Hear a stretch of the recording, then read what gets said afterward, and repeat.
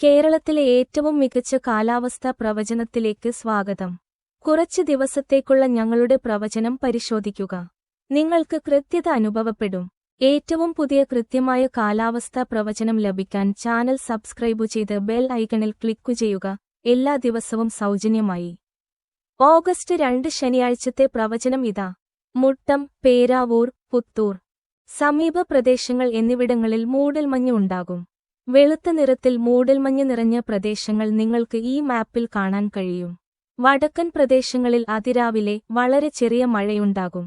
ഉച്ചകഴിഞ്ഞ് മിക്ക പ്രദേശങ്ങളിലും ചെറിയ മഴയുണ്ടാകും. പ്രത്യേകിച്ച് കേരളത്തിന്റെ തെക്കൻ പ്രദേശങ്ങളിൽ കനത്ത മഴയുണ്ടാകും.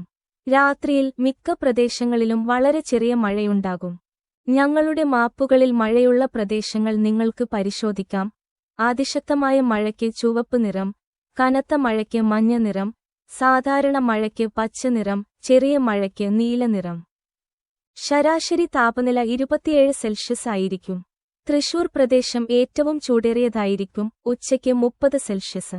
കാറ്റിന്റെ വേഗത ശരാശരി 17 കിലോമീറ്റർ.